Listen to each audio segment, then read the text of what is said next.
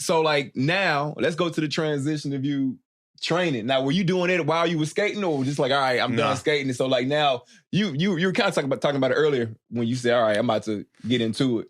Yeah, it was an accident. It was a complete accident, but then you just fell in love with it though. Oh yeah, it bit me hard. That's what I call it. It bit me. Like same with comedy. Comedy bit me, and then I was like, "Uh-oh, there's no way out." But the best thing about comedy is like when you fuck up, you don't go to hospital, so that's cool. But in the fight game, you know, like I was saying with skateboarding, like you come from a certain background where pain is not as a bigger deal to me as it is to other people. So when I first got into the fight game, I think the first thing I noticed was like some of these guys were piecing me up, and all I thought was, I'm going to get you back. And I noticed that a lot of people that had just started, when you get pieced up, they're like, no, absolutely not. You cannot do that. That's ridiculous. I would just keep coming at you. And then some of these pros were like, hey man, like you might not be the most athletically like advanced guy, but like you're all hard, dude. Like you keep coming, and that's a good trait for fighting. Yeah. It's also a good trait for brain damage too, but for sure. But there's something about I'm not a fighter. Like I'm not a mean person. I don't want to hurt anybody, but the sport and the being relaxed in the mayhem is like meditation. Like when I'm throwing and you're throwing punches, and because a lot of people, when they see a punch coming, they'll use everything in their body to get out of the way.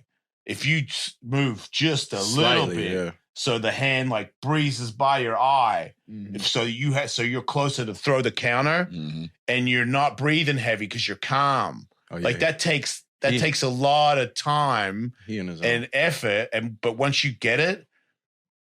Like now, because I'm older, dude, I'm 53. I beat up people that are like 28. I beat up people that are like 6'5", and like they are like athletical specimens. They cannot touch me. Athletic. Because I can see where your arms go. I know when you're gonna. Your face tells me when you're gonna. I'll smack a guy and I see him get angry, and I'm like, okay, here you go, come on. And then he'll throw. I'm like, I'm already out of the way before you. I already know what I'm going to hit you with before you threw your punch. Yeah. Because there's tells, there's reads, there's a rhythm, the sweet science of boxing, dude. Yep. Like when you get it down, you just pick, like I'll let you punch me because I know that you go, oh, I got him now, and then the second one, I'll grab that hand, put it down near your fucking crutch, and smack the shit out of you, dude. And it's I get in the car afterwards.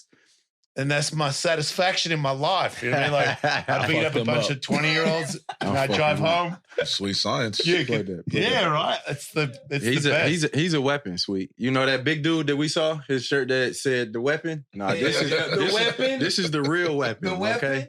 This guy was a UFC fighter, and I thought I was going to lose this fight. He talks so much shit. You're in the shorts? Nah. Oh, I'm in the dress-looking thing with no shirt on. Yeah, the shorts.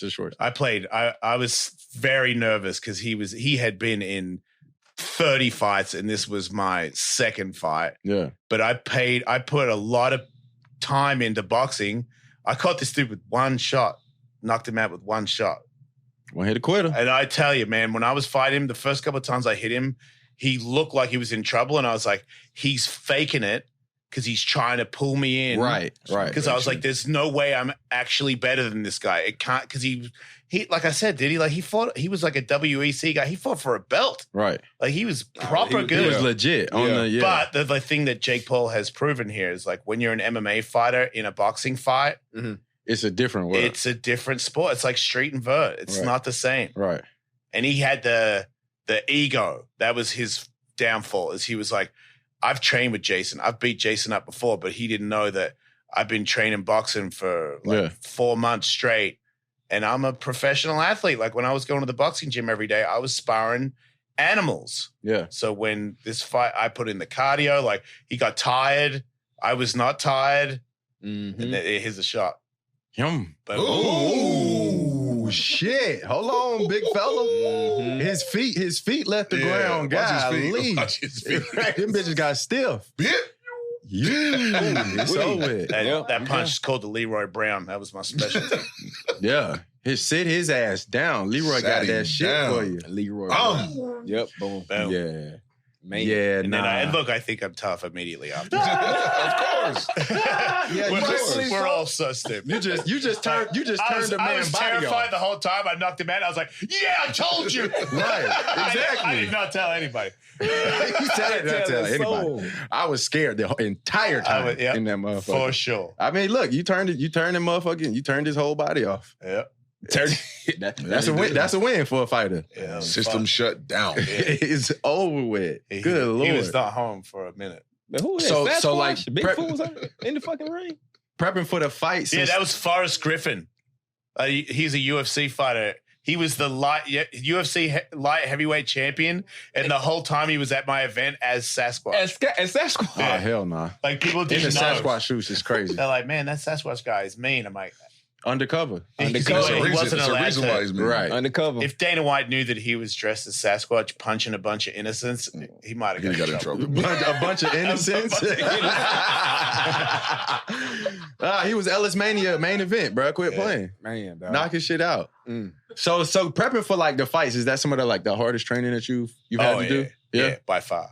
That's the fight. Yeah. Like, that's the thing people don't realize. It's like The prep work. the conditioning, Yeah. the diet. Like, you got to be so. Like, you cheat. People cheat. That's the thing. That's why people lose.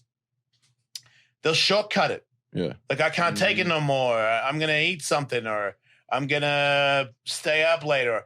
I'm gonna have a burger, or I'm not going to training today because my arm hurts. Like, the real guys, the champs, it's like, my ribs. Oh, shit. I'm pretty sure my ribs fractured. I don't even tell coach.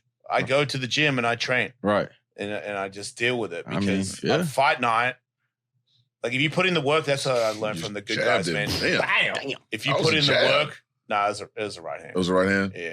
Got his ass. That man trying to find his feet right there. He found. There we go. Oh, yeah. He's Noodle done. legs. He's done. Right. Yeah, he's out of there. He's asleep. But yeah, you put in the real runs, work. dude. Those are the, like, get up early and run, Mhm.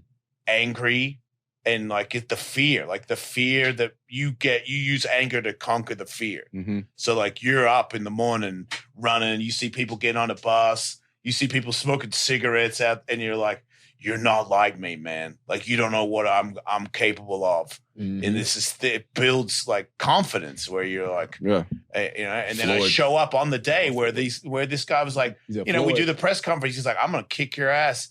And I've been training for like 6 years just to kick your ass. And you're like, he seems pretty confident. You know what I mean? He seems I'm pretty not gonna confident. lie. That is kind of scary, that how much he believes he's going to beat my ass. And then, like, I get up in the morning, I run to the beach, and then I do suicides by myself in the sand. And every time I do a suicide in the sand I'm is like, nuts. how much further can I run sprint?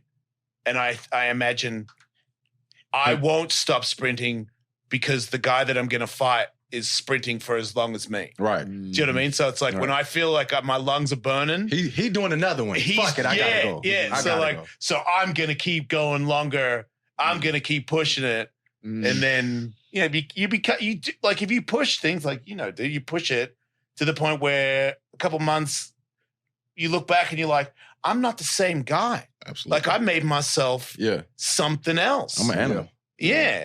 And then the more the biggest one for me is my first wife. This thing happened at the press conference where this guy was like, I'm going to kick the shit out of you, blah, blah, blah. And then afterwards we went back to the hotel room and my wife started crying. And she was like, I don't want you to get hurt. Oh. And I was like, listen, baby, I was top 3 in the world at skateboarding. Like, maybe I get hurt, maybe I lose, but I'll tell you right now, I don't fucking die. I'll tell you that. Yeah. And I was doing this pep talk to make her cool, and the pep talk It was worked for on you. me. Yeah, I'm fucking weak. And like, after I convinced her that I was gonna win, I was like, yeah, man, I think I am. I think I can do this. I did such a good job. I was like, I think I might actually be a fucking gnarly dude. Yeah. There we go. I'm weak. Damn. Yeah, Yeah, man. that mentality though that you speak of, it's just, I mean, I feel like it's so repetitive, but it's so strong, bro. Like, I hear that I'm not sure if you're familiar. Are you familiar with David Goggins? You familiar? Fuck with, it. Like everybody know Gog. I read his book, Can't Hurt Me. I feel like he's like that same mentality. Like, the same rules apply to everything. Everything. Business, family. Like if you're a husband, you're like you don't give up. Don't give up. You put in the work. Like, is there tough times where you feel like it's not going to work out? That happens to everybody for everything. Yeah. Right. But if you go tomorrow, I will be there.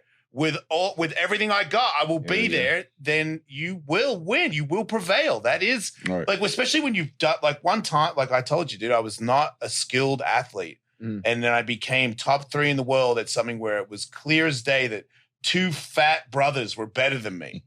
But I put in the work and the passion. I loved it so much that I put in this work that I turned into one of the better dudes in the world.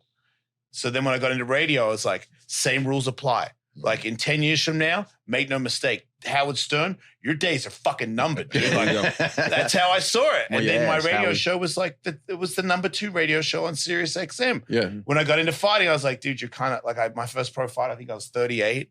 And I was like, you're too old. And I was like, yeah, normal person is too old, but I'm not, because my brain is like, I'll give a fuck how old your body is. Like, you are gonna win. And in the fight, like I remember he called me, like I was stuck in something, and I was like, if you break my arm, I'm gonna hide it from the ref, and then I'm gonna beat the shit out of you with my broken arm. It didn't break, but that was my mentality, where I was like, you're fucking with the wrong guy. Like I don't quit ever. So how did you take you know, like your first big loss, like, you know, getting knocked out in a fight? Of course, by son. You said undefeated. No, I've lost in the gym plenty of times. Right, but that's good. It's good for you. Yeah, it's humbling. Like fighting guys that are way better than me. Motherfucker fighting with one arm. Oh, that dude, that's Shane Cowan. He's 300 pounds. I understand that. He was the UFC heavyweight champion of the world. He's a different animal. Yeah, I knew that was the other thing. Like, I didn't try to beat him because I didn't come there to beat Shane Cowan. He had one arm. It was cheating. Yeah. I was like, I came. My fans bought tickets. I was like, I'm going to put on a show, and I'm going to fight a 300-pound man that is allegedly on steroids. And I mean, dude, his skin was as red as the mat. Like, he was on steroids. He looked like it. But I was like, I'll move around, and then I'm going to let him, you know, crack me, and we'll call it a day. But I knew he was going to knock me out. That was one of those days where I looked in the mirror before I went out, and I was like, I hope you're happy, Jason. I mean, yeah, that's literally like the big ass hog from the Teenage Mutant Ninja Turtles. That's what he looked like. Dude, that was the second time. He called me one before that, and I was like, I don't think that was good enough. I think you need to do it again. Oh, snap. So you ate once, all right. I was like, the crowd paid good money. Oh, yeah. He said, hey, no, we got to make it look good. Make it look good. You got to make it look good. I'm taking a fall. Dude, at one point, I had his arm, and the other arm was taped. And I had a free hand, and I went like joking on the side of his face. I could have rat-a-tat-tatted on that shit, but I was like, ah, ha, ha. And then he lifted me. Dude, I'm 220 in this. Yeah.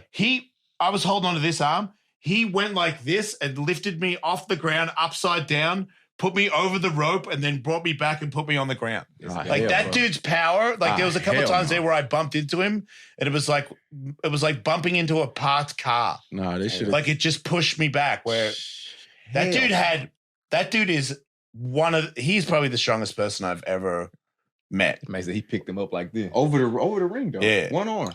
Just a reminder. That's all. They needed to tape both of his arms out. No, dude, we had to retape him over and over again because every time he would punch, he would rip out. And we were like, he had a roll of duct tape around that thing. And he would just snap out over and over again. I ain't getting in the ring. He's crazy. That guy is 100 of those versus the gorilla. What do you think? God, dude, don't. I hate that shit, dude. Me too. Hey, stop it. He dead. It's insane. I don't care what he could be. It's so stupid. He dead. Stop. It's so dumb. Who cares? Jason. It's dumb. Stop. Jason, let your ass know. Get out of here. Stop copying each other with this crap. It's a distraction, y'all. We said it last week. 1,000 chickens, one guy. Like, shut up. He said, find some chickens, one guy. That might be a little bit more entertaining. I'd rather for sure. hear it than fucking what? Damn gorilla story. Probably. You got new, JC. Hell yeah. All right, man.